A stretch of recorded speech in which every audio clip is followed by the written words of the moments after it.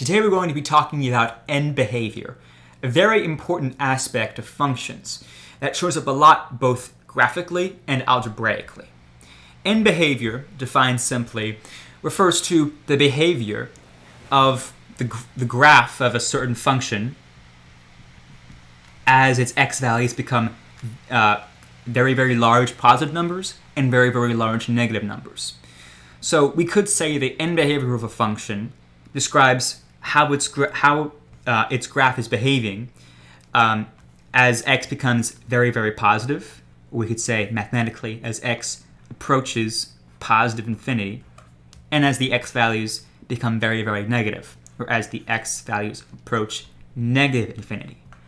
Another handy way of thinking about this is saying the end behavior describes what the graph is doing of a given function at the ends of the x-axis, the positive end and the negative end. So let's give some examples and try to find the end behavior of them. So let's say I'm just given a standard parabola. Very, very simple, nothing out of the ordinary here. It looks like this, and I'm asked to find the end behavior of this function, which I'll just label as f of x. Now, end behavior describes where the graph's going, what its trends are as x becomes very, very positive and as x becomes very, very negative. Right? So we're looking for y values, right? As x becomes closer to infinity, what does y value do? So as we can see, the x values get bigger and bigger on the positive side, the y values also get bigger and bigger. So we can say, as x approaches positive infinity, the y values, or f of x, approach positive infinity. And if we look and see what happens when the x values get larger and larger on the negative side, right? While the y values only increase. They get larger and larger on the positive side.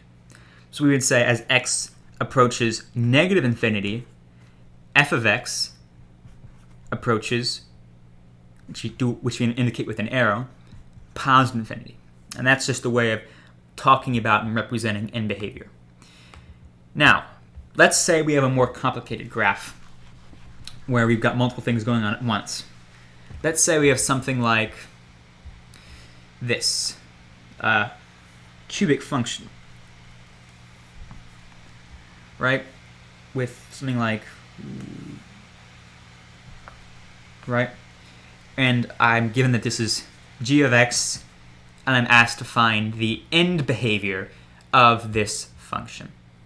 Now, end behavior refers to what the x's are doing as they get greater and greater and greater, and what the y's are doing in response, right? So we're going to start by saying, as x approaches positive infinity, f of x does something. What does it approach?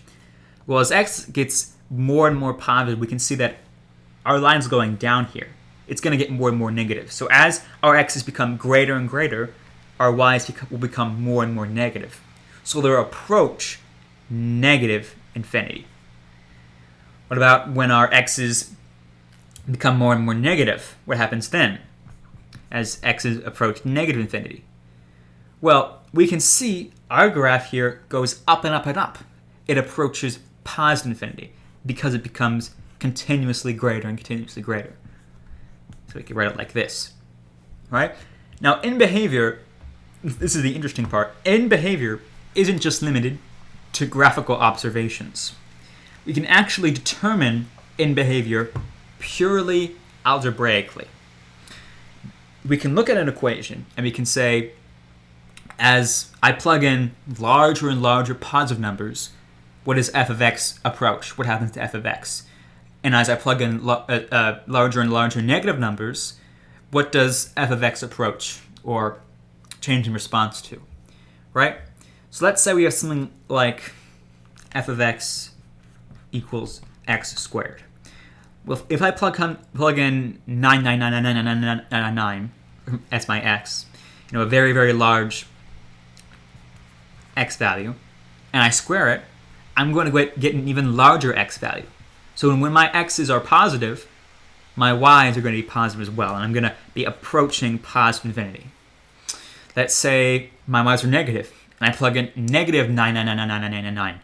Well, I'm squaring it, so it's going to cancel out the negative. So my answer will be a very, very large positive number. And as I keep becoming more negative, my output is going to become increasingly positive because that negative is being removed when we're squaring it. So f of x approaches positive infinity. Let's say I have something like, a little more tricky, like g of x equals negative 6x squared, right? You might be tempted to say, well, we already figured out the end behavior for x squared. Is negative 6 really going to change all that much? It's not going to make the value so much bigger, so much smaller, right? But it is going to change the end behavior. Because think about it, right? Say I plug in positive 999 million, right? And we square it. We get an even larger positive number. But we multiply it by negative 6, and the end result is we get a very, very large negative number. And as our x's get larger and larger and larger on the positive side, our answers will get larger and larger on the negative side. And the same holds true when we're dealing with negative x values. The square still cancels them out, but we're left with this multiplied by negative 6 that ends up producing a very, very large negative answer. All right. Now let's say we have a function of a different degree. Let's say I have negative 3x cubed. Now I might be tempted to say, okay, I know what happens when it's negative. I know the end behavior for that. But no, now we have x cubed. And believe it or not, that also changes our end behavior. So as x becomes very, very large, as we plug in very, very large positive numbers, we cube them, we get our answer, then we multiply it by a negative value, right? So when we cube them, they're still positive. When we multiply them by a negative value, they become negative. So our outputs when we're given a positive x as an input are negative. But what if we plug in very, very large negative values? Well, we'll cube them, so we'll square them, and we'll cancel out the negative sign. Then we'll multiply them by themselves again. That'll mean that the x cubed here will result in a negative answer. But when we multiply it by negative 3, that negative answer is multiplied by another negative. So the end result is indeed positive. And that may seem kind of counterintuitive that these two negatives can behave like that, but that's where end behavior gets kind of interesting, right? There's no one general rule or general archetype that, oh, if you have an x cubed, it behaves like this, or oh, if you have a negative hanging out, it behaves like this. A lot of these factors influence the other, and in turn, influence the end behavior.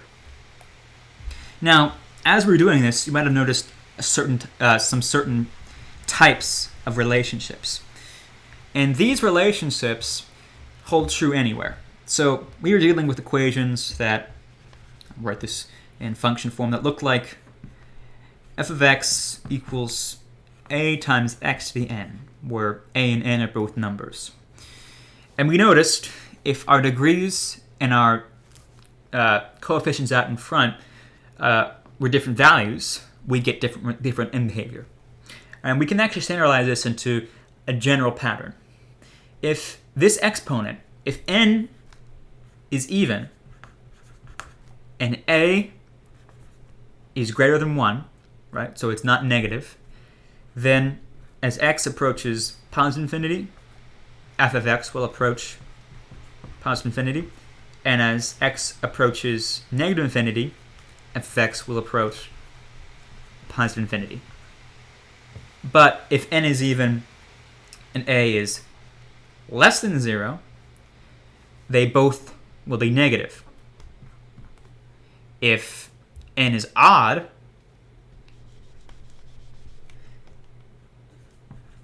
and a is greater than 0, then as x approaches positive infinity, f of x will approach positive infinity, but as x approaches negative infinity, f of x will approach negative infinity. And if n is odd and a is less than 0, as f of x approaches positive infinity, as x approaches positive infinity, f of x will approach negative infinity, and as x approaches negative infinity, f of x will approach positive infinity.